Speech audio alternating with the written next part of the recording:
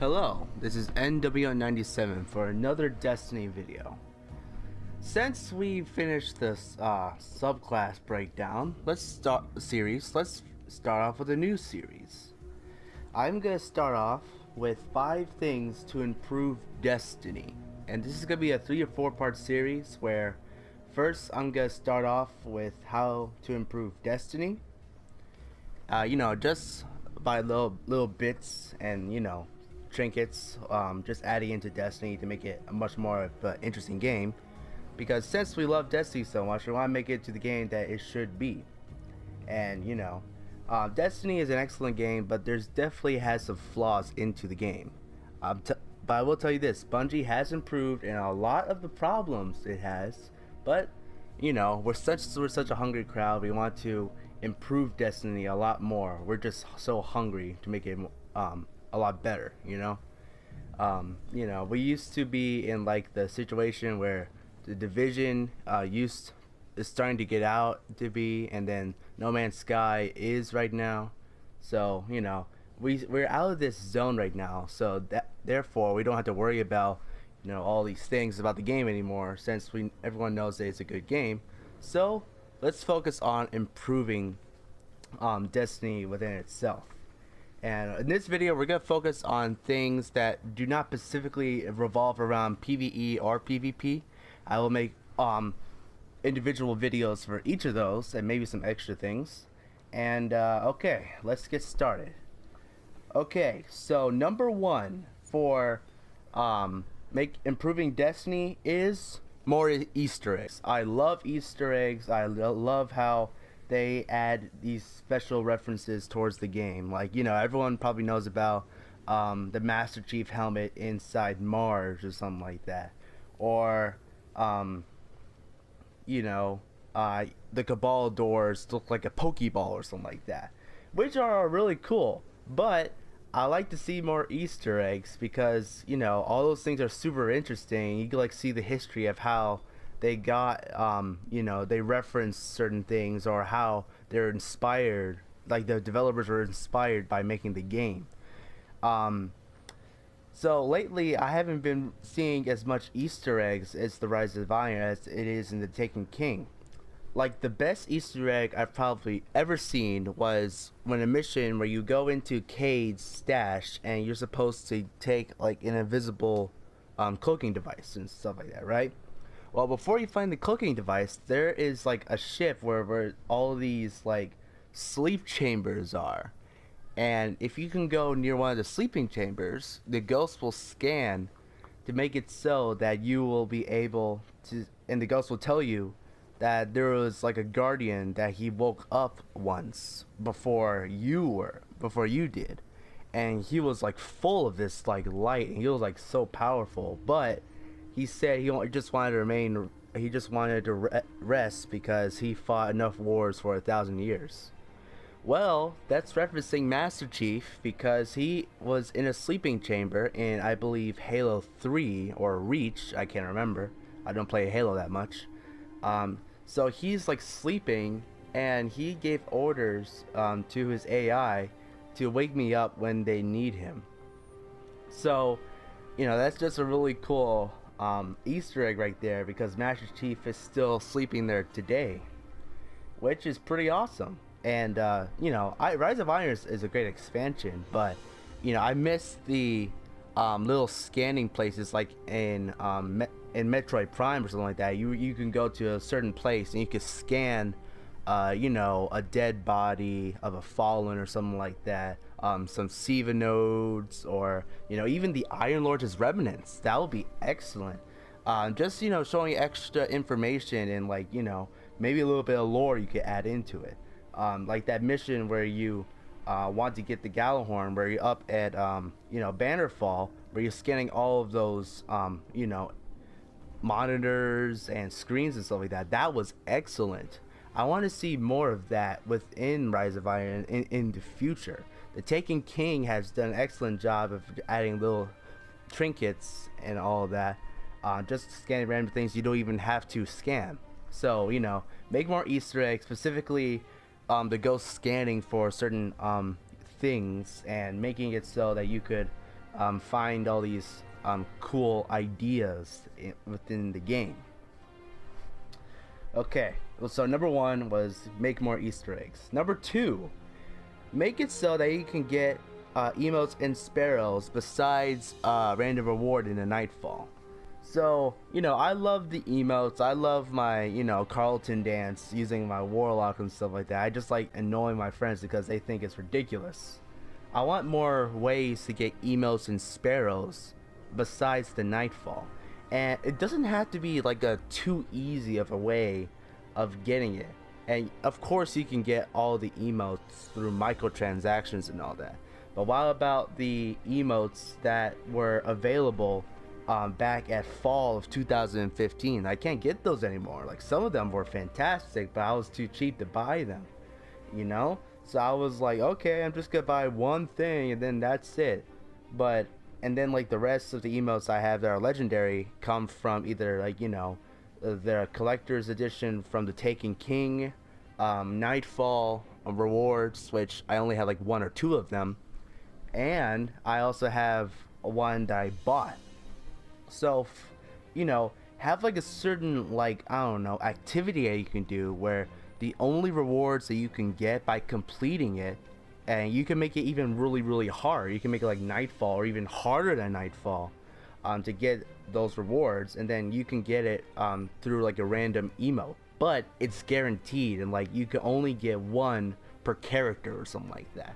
So, and it doesn't even have to be an emote or a Sparrow. It has to be either like, you can get 2 emotes and like 1 Sparrow per week through all of your characters, or 1 emote and 2 Sparrows a week or something like that. Just make it so that you can get it in the game, but it's challenging. So it's like getting yourself up to 400 light. I'm almost at 400 through my Warlock, but it's like 399 right now. I'm still working on like my gauntlets and stuff like that. So, I am going to specific things like the Nightfall, the Nightfall 2 rewards through the Crucible, Archon's Forge and stuff like that. So, I want to get more emotes and more Sparrows through getting it through a certain quest, or like even a daily quest. That would be excellent. Doing one weekly quest, like through a story mission that has like all these modifiers, and they're so hard that you need your friends to go in there. So you have like a whole bunch of thrall, like everyone's a thrall, all of them are hollowed out. So then in order to get through it, you need like a defender bubble with like helmets A14. Everyone uses shotguns and stuff like that. Or all of the enemies are boomers, but they only have like 1 HP, and like there's a whole bunch of them. You can go through there, no problem. And like you can go through like certain phases. You can have like a horde mode that you can get through, and like depending on how many rounds that you get through, you can get it through you can get certain prizes depending on how far. Like if you win 10 matches, you can get a legendary engram or something like that. If you go through like 20 rounds, you can get like an exotic. If you go through 30, then you can get that emote or Sparrow. You can even get both if you want to for 1 per character. So it'll be very exciting. You could just expand on that so much, but really just make it so that you can get emotes and Sparrows more ways. Don't make it like super easy to get, but make it like difficult to get. Besides, I don't want to get a very rare chance of getting emotes or Sparrows. Or if that's not the case, then just make it so you raise the drop rate for emotes and Sparrows. Okay, number 3, put the lore in the game. This is probably the highest thing I want for Destiny. There is such good lore out there. You could read up to Saint 14, how his helmet is such important. Why does it has that dent on the helmet? Because like it's the helmet Saint 14. It's like this artifact that's like so, it has so much history that it has light within itself. It has its own power. You can go to see the Last Word and Thorn. They have so much lore, so much lore you can go through. It's too much grimoire cards for me even to read. Just to know all about those things. You could go through Oryx. Oh my gosh, like the Book of Sorrow was great, and you can go through the Siva nodes that they have right now, and you can go through all the things you could learn about the Iron Lords, how Siva went through and became into existence, how the Fallen had took control of Siva and stuff like that. That's it's just good lore. Like you can know all about Fellwinter and Fellwinter's Peak, how he was probably one of the most powerful guardians back of his day. And it's just all of this lore that has such big opportunity, and you could just have all of these lore inside the game, but yet you don't. It's in your website. This is really like a message for Bungie, really, like top 5 things I want generally throughout Destiny. So you could. This is what Skyrim did. What they did was that during like load up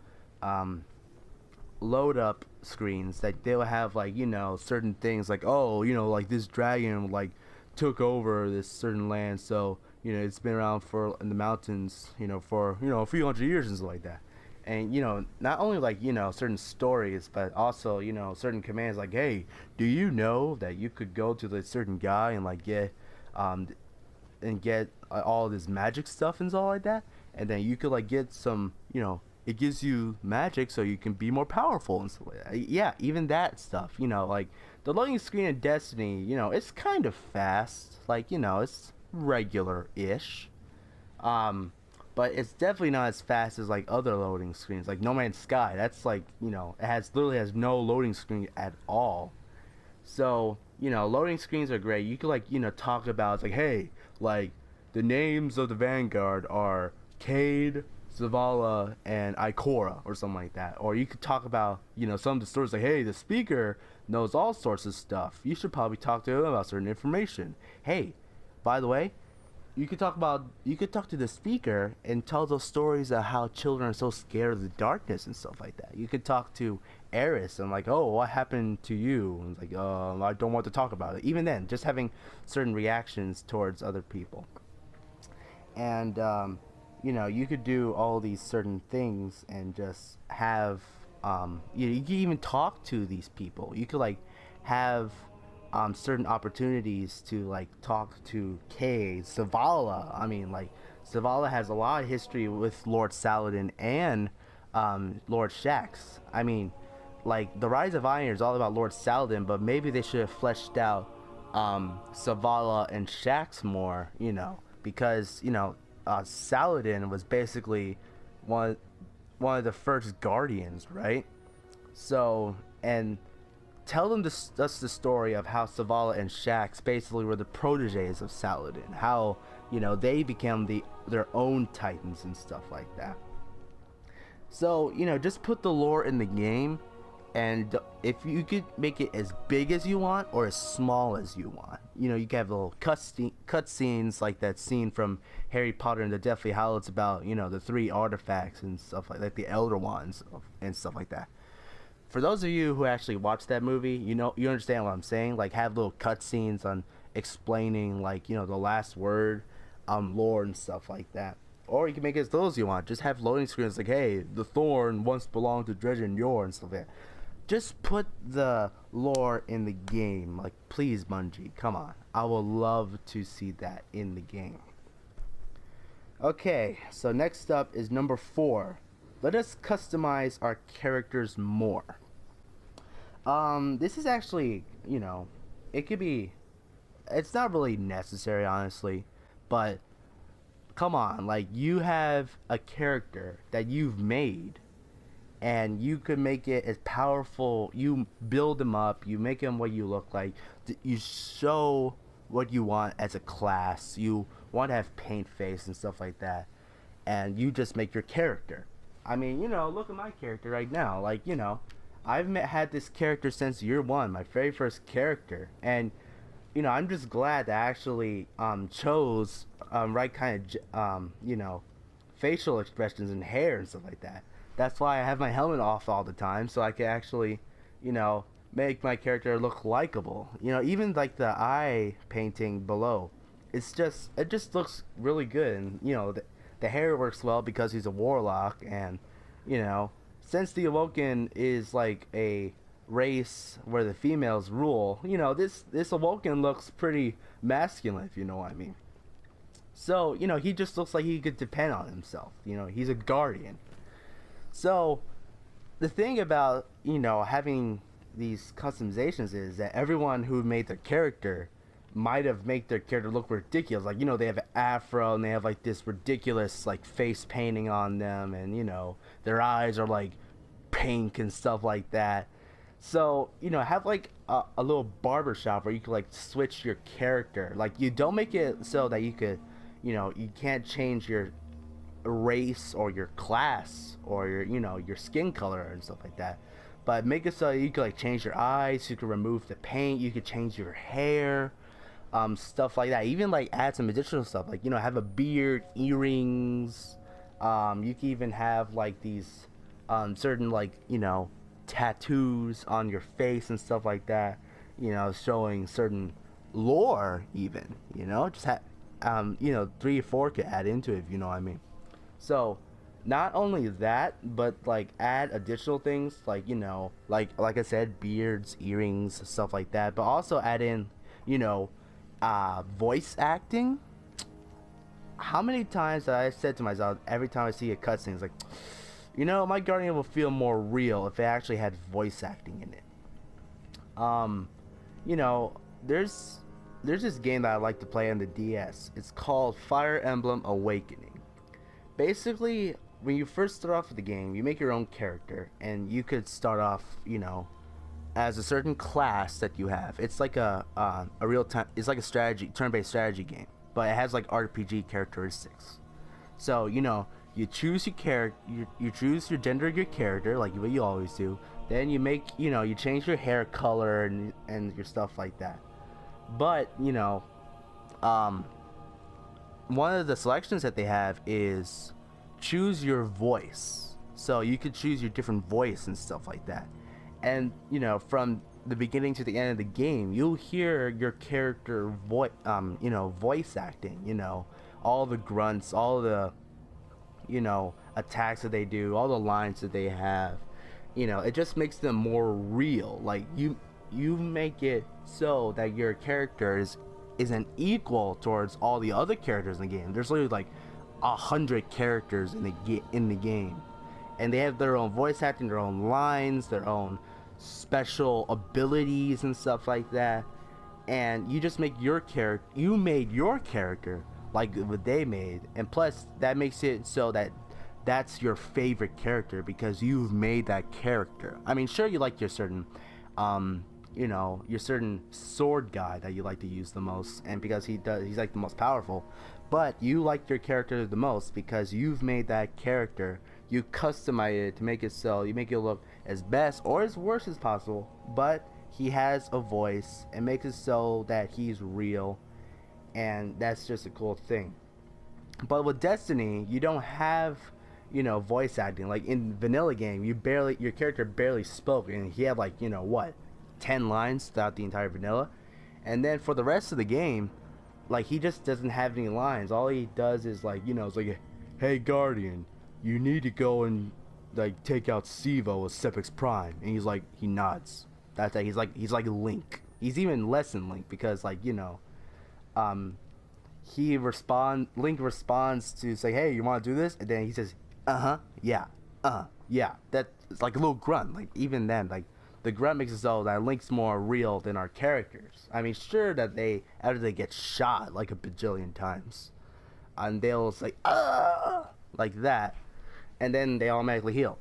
But that's it. Like have more voice acting with your character, and make it so that you could choose your voice and have like little, even like in the Crucible. How about this?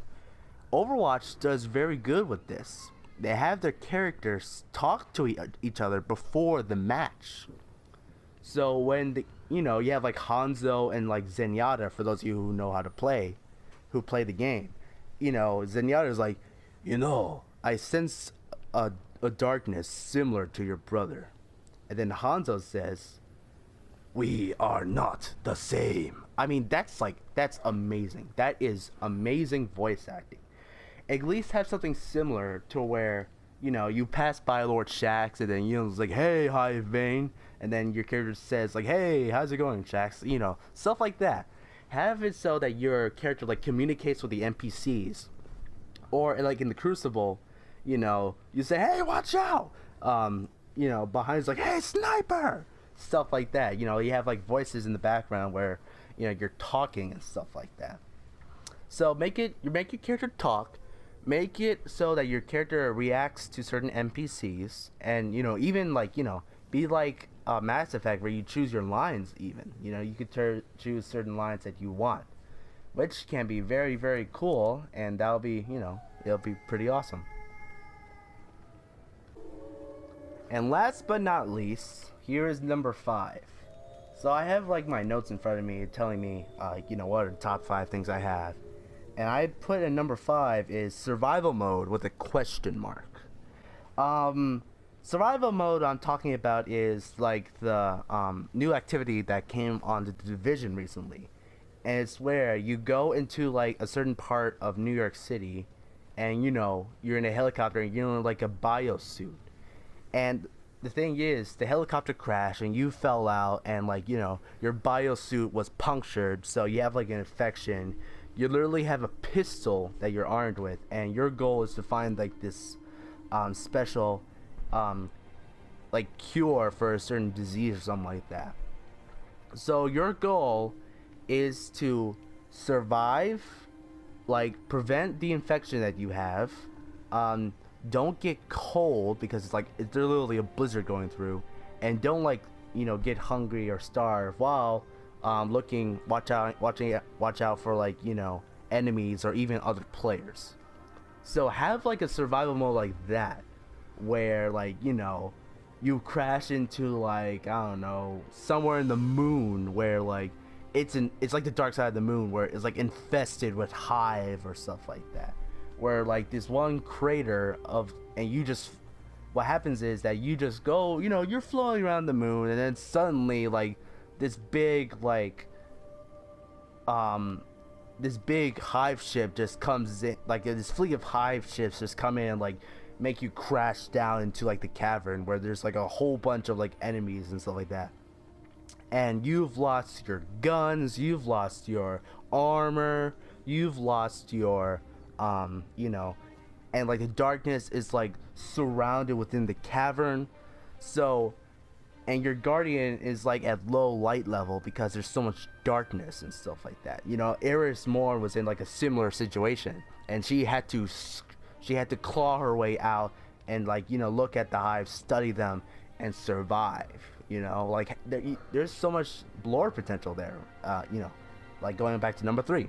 So your goal is to like find like survive for a certain amount of time, or like you gotta go to a certain location, and all you have is like a level 1 like auto rifle or stuff like that. You had it in your ship, and then that's all you have. And then you have like your regular and then you take up like, and your ghost takes up like certain materials from the hive, and you literally have like acolyte armor on, and you have to survive, and then you gotta get like certain level gear from like the boomers. You could use a sword, you could use a boomer cannon, you could use the acolyte pistol, you could even like have certain like abilities that like wizards have, like a scroll where you could like get your melee back, your melee ability, or your grenade, or having a certain subclass that you could unlock. It's like, hey, you found, or you could find certain fragments of light where you just like, hey, you unlocked your subclass now, so you could like jump around now, like you're much more able to survive now because you have like your siphon ability where you could recover, and your all of your stats are like level 1, your armor, your recovery, and your stuff like that. It's like level 1. There's like, hey, now you have your subclass, but you don't have like your stats, so your recovery and your armor is gonna be really, really bad. and like, you know, but you need to find more light in order to get those stats back. And it's like, hey, look, you actually found a sniper that's a random like legendary sniper that has like 2 perks, and that's good now, and it's like hive based and stuff like that. It's like, hey, you found this really good piece of armor that gives you bonus resistance to like wizards and stuff like that. You know, just add like, you know, not even a survival mode, but like their own mode, like a horde mode, survival mode, you know, or even like a mixture of a PvE PvP type of thing, like where you can either work together, or you're so like desperate that you're like, okay, do I either kill like my fellow guardian or to order me to survive, or do I work together with him for me risking him for actually attacking me, like stuff like that. That would be excellent. I would love it so that the game would have me to do those choices through like a survival mode. Like add in, you know, just special content where you could like play the game and like you don't get bored of it. Like, you know, every situation is different. You can get, you know, after in the end of the game, you can get special loot. You could get like these special legendary gear that you can get, that you can have, like, you know, if you have it equipped, then you can like go down, and then like there's like a random chest during the survival mode, and you could go in and you can get one of those pieces, and then that'll help you a lot throughout the survival mode. You know, just make more content, really. Just have like special events where you could just have a whole bunch of fun, and like, you know, it's permanent in the game. Like, you know, don't make it, you know, you have like things like, you know, doubles for like Valentine's Day, and then like, you know, it's there for like only a week or two, and then that's it. You never see it again. Or you see like SRL, where everyone's like talking about it right now, where it's like, hey, I love SRL. It's like, oh, I hate SRL, but Bungie's like, hey, SRL's coming back, and there's gonna be like certain like activities that, like certain quests or something like that, where you can do, so that for those of you who don't like the Sparrow racing but you still want the loot, you can do this, you know, stuff like that. Have something like Sparrow racing, or like, you know, horde mode or survival mode, but make it permanent in the game so that everyone could enjoy it. And, you know, once they finish the strike, once they finish the nightfall, you know, raid, Trials of Osiris and stuff like that, they could go to that special activity, so they could play it as much as they want, and they can never get bored with it. Okay, guys, that is the top 5 things that I want to improve in order to improve Destiny. And, you know, for honorable mention, how about we have a wolf that goes on our side, the fight alongside with us, like Ratchet and Clank. Okay, guys, yeah, definitely an honorable mention. Make us have wolves within the game to fight with each other with us. That's number 6. Okay, guys, thank you guys for watching. Make sure to like, comment, and subscribe, and share this video, and comment below on what you think that you should add into Destiny to improve the game. And don't make it so like, you know, it's like, oh, we should have like this certain screen that could log into Call of Duty and then we could play that. It's like, yeah, no Destiny. It's like, no, don't do that, please. Comment below on what you could improve, what Destiny could improve on, and, you know, what Destiny could do better with, you know. Just have some certain things where Bungie could go in and like read and like, it's like, hey, that's a good idea, we should do that. Okay, guys, thank you guys for watching. And God bless. Goodbye.